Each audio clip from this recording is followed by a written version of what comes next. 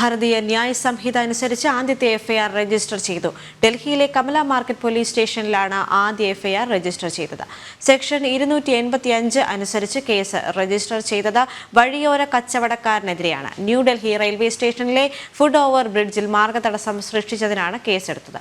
വിവരങ്ങളുമായി ഗൗതം അനന്തനാരായണൻ ചേരുകയാണ്. ഗൗതം, കൊളോണിയൽ നിയമങ്ങളെല്ലാം കാറ്റിൽ പറത്തിക്കൊണ്ട് ഭാരതീയ ന്യായ സംഹിത നിലവിൽ വന്നിരിക്കുകയാണ്. അതനുസരിച്ചുള്ള ആദ്യ എഫ്ഐആറും രജിസ്റ്റർ ചെയ്യപ്പെട്ടിരിക്കുന്നു. എന്തൊക്കെയാണ് വിശദാംശങ്ങൾ?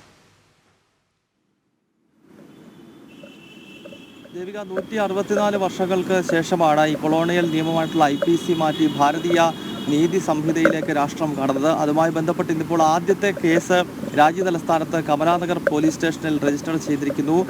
പങ്കജ് കുമാർ എന്ന ഒരു വഴിയോര കച്ചവടക്കാരനെതിരെയാണ് പോലീസ് ഈ ആദ്യ കേസ് പുതിയ നിയമപ്രകാരം രജിസ്റ്റർ ചെയ്തിരിക്കുന്നത്.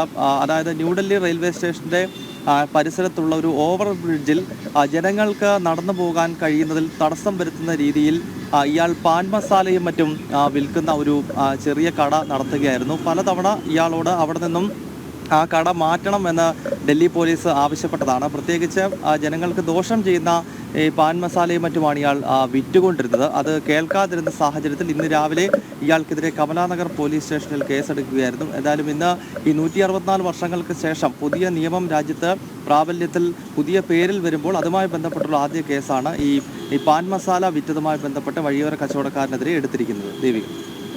ശരി, ഡൽഹിയിൽ നിന്ന് ഗൗതം അനന്തനാരായണൻ വിവരങ്ങൾ പങ്കുവച്ചു.